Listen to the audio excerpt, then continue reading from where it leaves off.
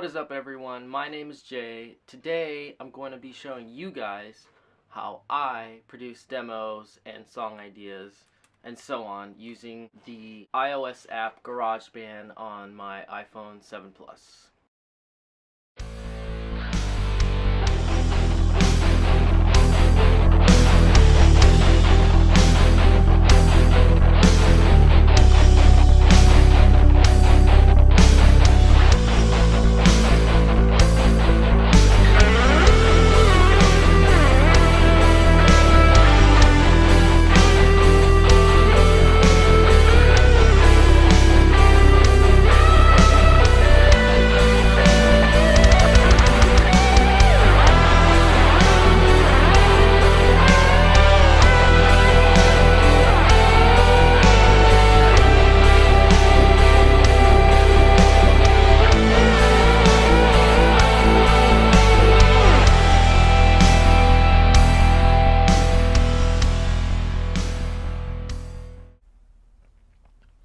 Alright, so let's get into this.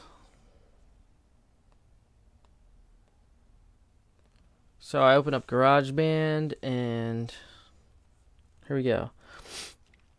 So there's a number of ways you can start working on a song.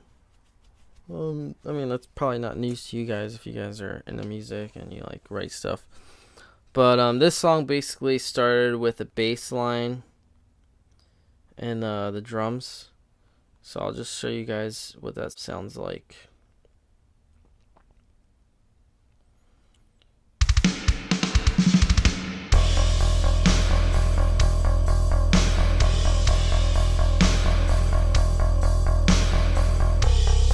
Yeah, so I took that basic idea. I had usually when I write a song like this one was, I started out with the bass and the drums. And oh, here it is, optimizing. That's the thing about so you're using a phone and you have limited CPU and RAM and space and storage like that. And this is a 128 gig iPhone 7 Plus, and I have a shit ton of stuff on here. But anyway, this is a I started with the song with the drums, and that kind of sounds like blah, right? It's kind of just like, and then it kind of just comes alive. But that's the power of processing and stuff like that. So Apple has actually come out with some pretty decent stuff for plugins and stuff like that. There's newer stuff that I probably haven't even looked at yet. But so I have a couple of things on my kick. On the kick drum, I have a compressor, I got some EQ, dynamic processor, parametric EQ, and a peak limiter. And then on the toms and the snare, a couple of the same things. Cymbals, but I mean on the bass I have a compressor, chorus, overdrive, dynamics processor, and a visual EQ. So I mean there's a lot you can really do, and you can go in here. I usually start with this and I go in there and I edit and I throw in, I'll have a full kit arrangement, what I want to be hit at a certain time, and I'll sit here and nerd out and geek out on what kind of drum beat I'm going for. I'll hit I'll edit it in here and I'll throw it in there. And then what I'll do is I'll copy, whatever I put in here, and I will paste in here or along all the tracks that I have. I will paste the same thing and then go in and edit and delete all the other all the other things in there, because usually when you go into a studio, when you want to get a good drum sound, you mic certain things strategically so that when there's a certain bleed and there's certain it's a specific sound that you're going for. And so that's what I do when I go on drums. I isolate each sound, and then I kind of like try to emulate a live drum player. And for what it's worth, it doesn't exactly sound horrible.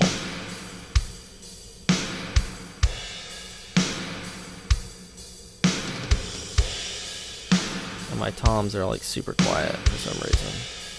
Let's run that back. Oh, and here you go with the optimizing performance again. Yeah.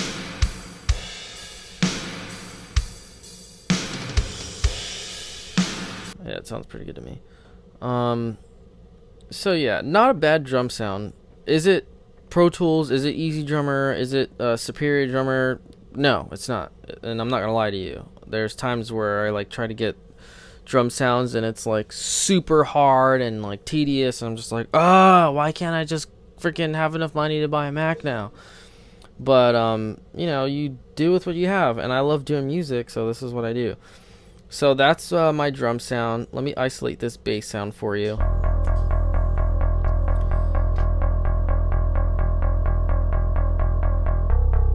Now, I will say this. Does this bass sound fucking awesome to me? It sounds good. Like it's like, but it doesn't sound like a real person's playing. Because it's all downstrokes, and it's like, and you can go in there and you can edit. Oh, there goes the processor again.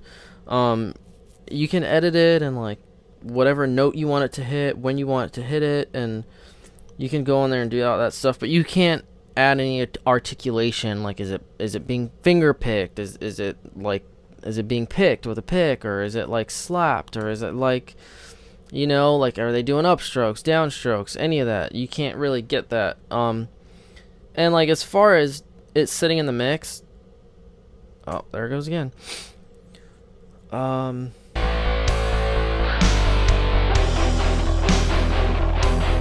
Doesn't sound that bad. It really doesn't. So I'll settle for that, you know, just to get a basic idea laid down. And then when I show people, hey, like, I have a song and I want to work on it, and like, you know, like, when it comes to me working, I'm actually in the process of like getting things figured out, and friend of mine that I work with, we're trying to like put something together. But you know, that stuff takes time. You have to develop relationships, and you gotta jam, and you gotta like come up with ideas. But yes, that's in the works. So you know, when it comes to this bass, I don't know, I kind of just like the way it sat in the mix. I EQ'd the crap out of it. Oops. I don't know, I tried to make it sound good. There's a chorus in there to kind of like give it this like wide effect. I don't know, like, it just sounds like, that sounds like an actual, like, to me that sounds like somebody's playing with their fingers, which I like when I see a bass player that's playing with their fingers, I'm like, that's a good bass player. I don't know, he just seems like he knows what he's doing. But I mean, if you play with a pick, awesome. So anyway, yeah, that's how that sat in the mix. Here are the guitars. There's quite a bit of processing. There's a noise gate compressor, visual EQ, a low pass, high pass filter, and then this tone before any of this. So here's my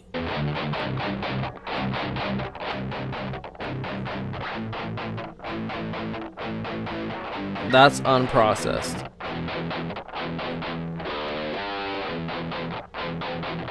That's processed.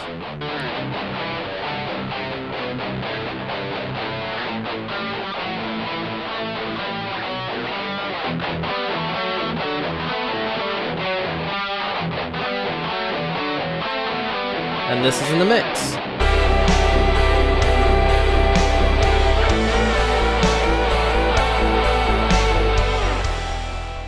Let's talk tone. So first thing you need is a basic guitar tone. As you guys saw in my most recent video, I used the Line 6 Pod X3 Live, and I used the Peavey ValveKing and that's basically how I get all of my tone. I know I talked about this button right here being the amp switcher, but it's actually not. One of the people that watch the videos, I forget his name, super awesome dude, told me that I was just bypassing the amp, which makes sense because whenever I go to that tone, that loop section is off, so the amp is no longer being used or utilized. Which isn't, it's not bad, essentially for just getting a clean, dry signal with some effects, some compression, and, you know, just, some EQ and all that stuff, some reverb. I do have a delay and a modulator, for a lot more of my, more chimey tones that I like to get. But, essentially what I'm really a fan of is just classic Valve dirty tones, which is my lead one. My lead two, basically the same setup, with some reverb, and I do have a delay and a modulator that are not being utilized. They are on standby though for when I do want to solo or do some interesting leads. But that's basically it for my basic tones. Then after that I will basically reiterate and re-EQ everything so that it fits nicely in the mix, which I'll show you that in a sec. And I love panning guitars. It's something that I always do. I like getting that really wide effect when it comes to panning. Like, it's, I don't know. I mean, everybody does it. I shouldn't say that I do it because, you know, it's unique or anything like that. Everybody does it, and it just sounds good. It's one of those, you know, natural, like that law in recording that you're just like, oh, you want to record stereo guitars? Oh, you got to pan it, man. Like, you want it to sound good, and you want it to sound, like, realistic, you got to pan it. These are my lead guitars. They, I don't know. I like guitars with very...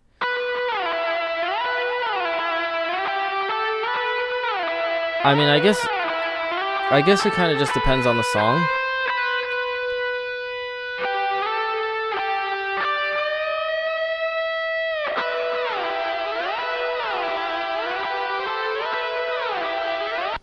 But I mean, I don't know. It works for me, I guess. And I don't know. I just really like that sound. It sounds kind of like distant, far away. Like if you're watching a band in an empty like church, like it's just empty, and it's like a cathedral, and you're watching them, and they just performing just for you. Like, could you imagine that? Because when you get a crowd in there, like, sound is physical. Like it travels. You know what I mean? And when it hits a person, they absorb that sound, and you get a million people, or like not a million, but like, you know, like couple people in a room, 20, 30, 40, 100, you know, people in the room, that sound's going to get absorbed, and that's why you need amplifiers, and you need a PA system, and you need to drive that sound. But I don't know. I like that effect when it comes to like tracking leads, and I guess, you know, it depends on what the song calls for. These are my cleans right here.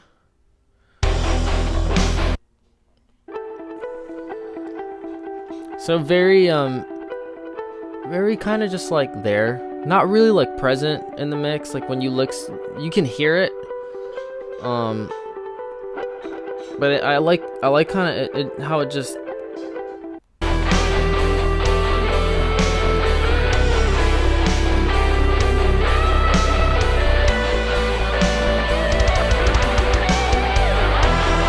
I like how it kind of just hangs in the song. It kind of gives it some texture.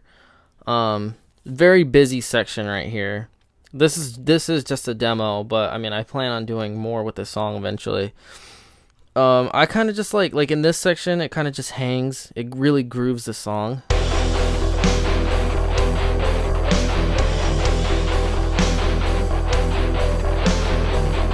and just the bass, just like everything is like even, like everything's complementing everything in this song. I mean, I am listening through like Apple headphones, and if I had like some Yamaha, uh, what is it, SH8 or whatever they're called, oh man, I'd probably get a lot better.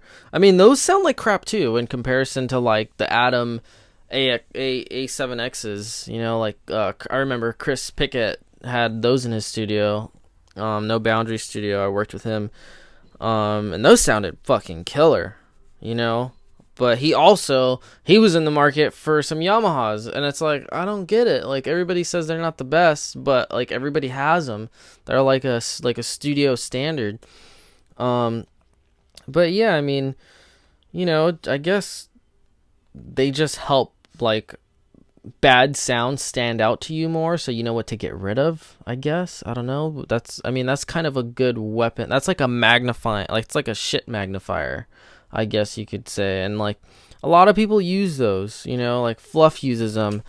I watch him on YouTube a lot. Well, he's used them. I don't know if he still uses them. I know he's like a JBL guy. He really loved those for a long time, and I think he just got some Atom A7Xs. I don't remember, but yeah. If any of you guys watch Fluff, you guys should really subscribe, check him out if you're not already. He's an awesome guy.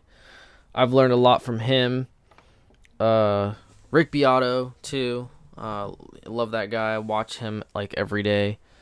And there's another kid that's like fairly, I don't know. I kind of just found out about him. I think his name's Charles or something like that. I don't know.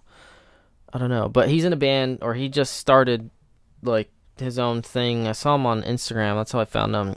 Buried Alive. It's spelled like berry, like as in like strawberry, but buried, like Berried, alive. I thought that was really clever. Anyway, but yeah, he's got like this like interesting take on like gent and like metalcore type of stuff. And I don't know, he just sounds good to me. And like, I don't know if he does the singing in his songs. I know another guy does the screaming because I watched some of his videos. But his voice, I don't know, he's got like an interesting voice that I like.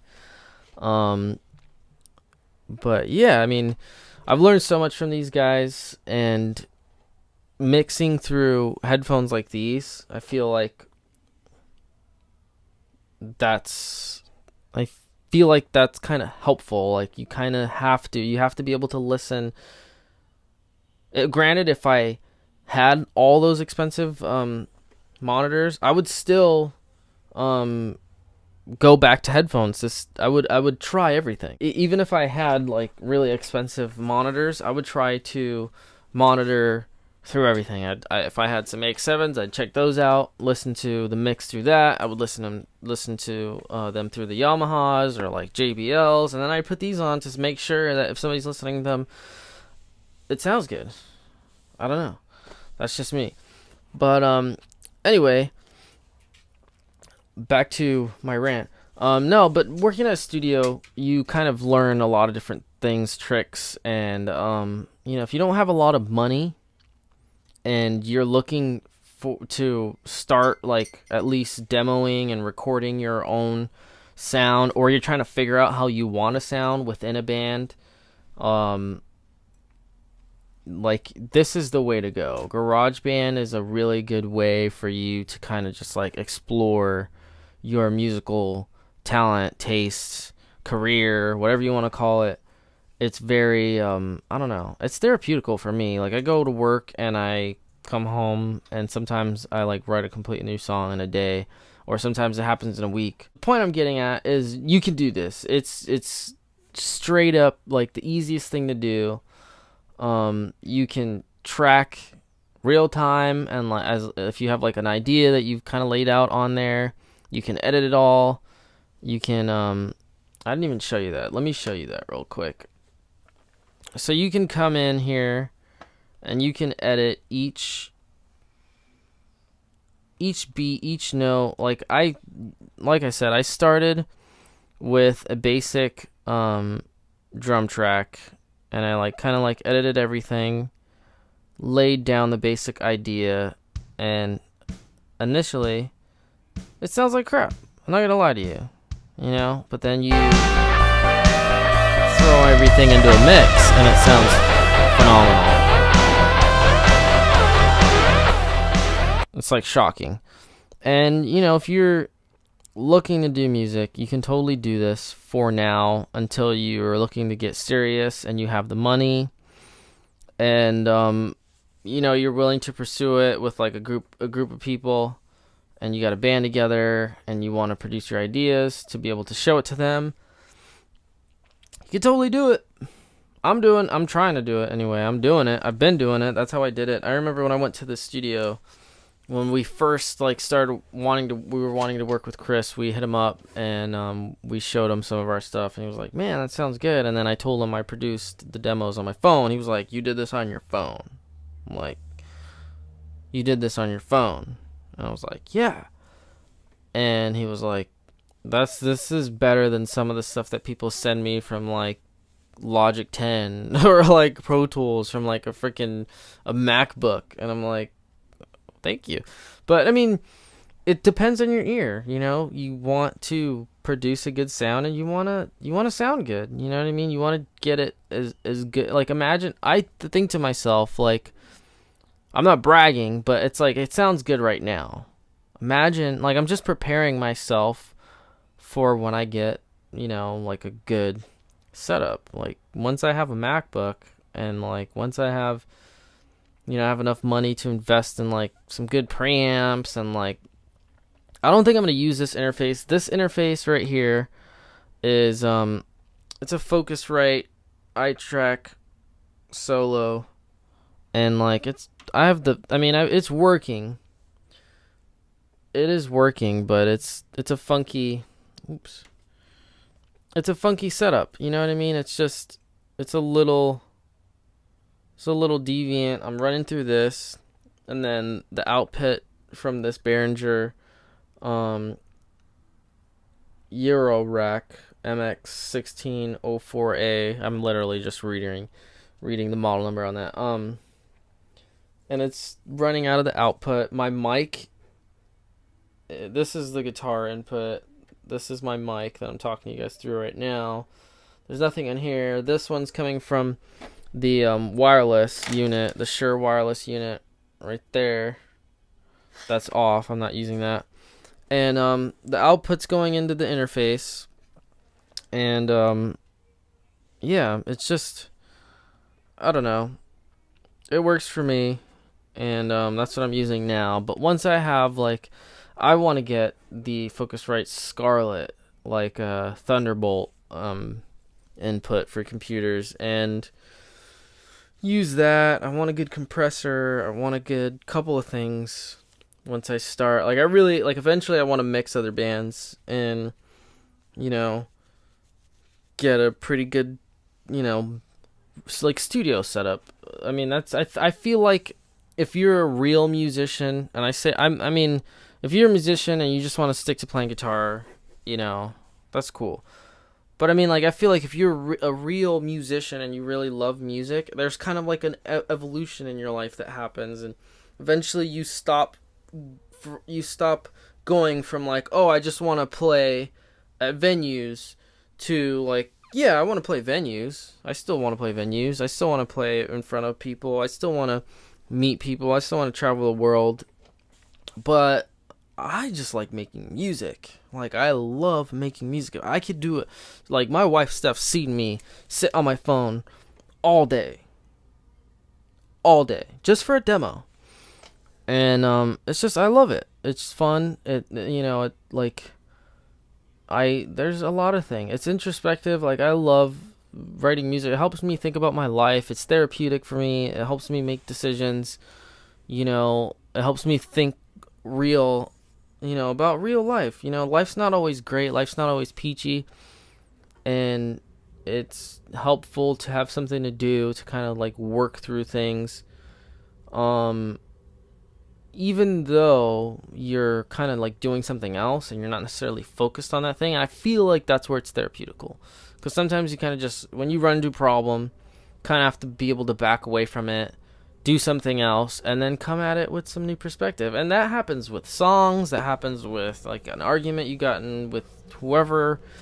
That's just life. But it's definitely, doing it on your phone is definitely doable. Maybe you're not looking to get into a band. Maybe you're looking to just be a DJ or something, or I don't know. But you can totally do that from here. I'll even show you guys. There's a, where is it?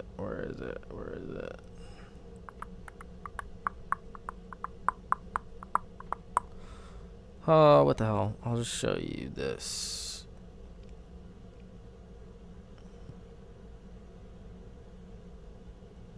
Where is it?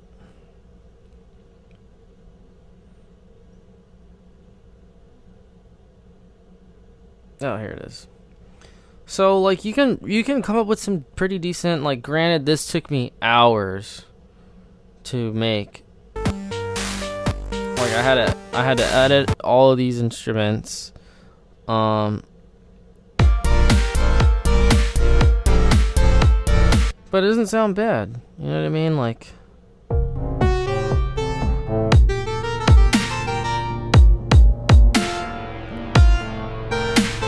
and like this tool right here, this thing effects, it's got some really cool, like, you can actually record. That's a repeater.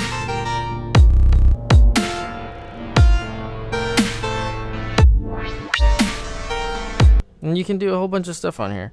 So I mean, like, it's not just for metal. Like, I know I love metal, I listen to metal or rock, and I'm writing constantly on guitar and those type of instruments. But it's doable for everybody, and if you really sit down and you take the time to figure it out, you can do whatever you want. Literally, you can make any kind of music you want. Whether it's acoustic stuff, whether it's like, you know, a little bit more processed, like metal, or like maybe you're into alternative stuff, or maybe you're into some like EDM, like hardcore, like dubstep. I don't know. You can do it. I mean, maybe it's not the best. Maybe you want to get yourself like a little DJ thing to like kind of like plug songs into that you can kind of like mix. I don't know, but you can totally do this. Well, that's it for this video, guys. Thank you so much for watching. Be sure to comment, like, subscribe. You want to give me feedback. Maybe you thought this video sucked. Maybe I didn't explain enough. Maybe you have some questions. You want answers. I don't know. But yeah, leave all the comments below. I will put links in the descriptions to all the bands, or not all the bands, all the channels and the people that I watch actively. That have helped me out when it comes to like learning music production tips and like what, you know, what sounds good, what doesn't sound good, or like, you know, I don't know, just like how to track guitars, how to. Oh, Misha Mansour is another guy you guys should check out. He's pretty cool. I'm not super into gent, but lately I've kind of been on like a gent kick. I don't know. But yeah, I'll leave all the links in the description for people that you should check out my suggestions. I'll put a link, or I'll put a like suggestion colon and then all the links below. So yeah, thank you guys so much. I will see you guys in the next video. Later.